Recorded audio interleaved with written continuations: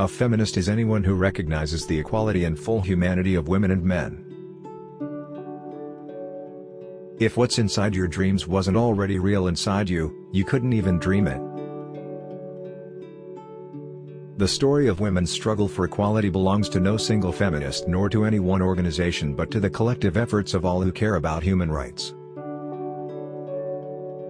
The future depends entirely on what each of us does every day. A movement is only people moving. No man can call himself liberal, or radical, or even a conservative advocate of fair play, if his work depends in any way on the unpaid or underpaid labor of women at home, or in the office. The origins of violence against women by men are not biological.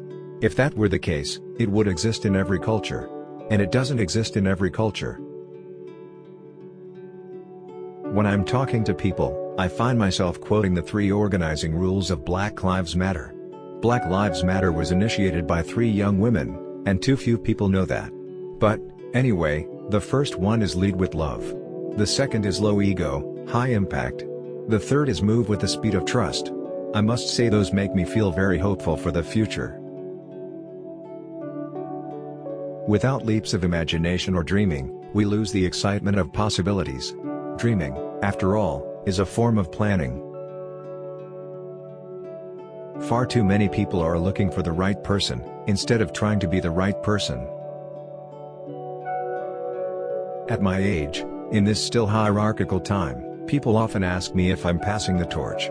I explain that I'm keeping my torch, thank you very much, and I'm using it to light the torches of others. The purpose of feminism is to free the uniqueness of the individual and to understand that inside each of us is a unique human being who is a combination of heredity and environment. We've begun to raise daughters more like sons. But few have the courage to raise our sons more like our daughters.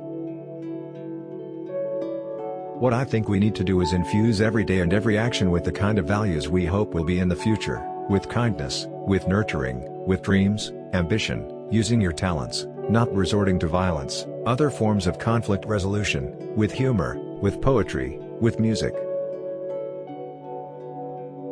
I want to say to you that there is life and dreams and surprises after 30 and 40, and 50, and 60, and 77. Believe me, life is one long surprise.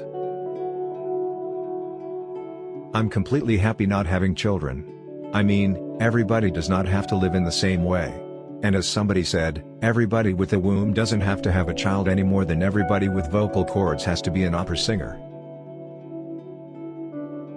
If women are supposed to be less rational and more emotional at the beginning of our menstrual cycle when the female hormone is at its lowest level, then why isn't it logical to say that, in those few days, women behave the most like the way men behave all month long? You can compel fear. You can even make someone feel they're in love if they're isolated and dependent for long enough. But laughter is free. You can compel fear. You can even make someone feel they're in love if they're isolated and dependent for long enough. But laughter is free. Rich cultures, patriarchal cultures, value thin women, like ours. Poor ones value fat women. But all patriarchal cultures value weak women. So for women to become physically strong is very profound.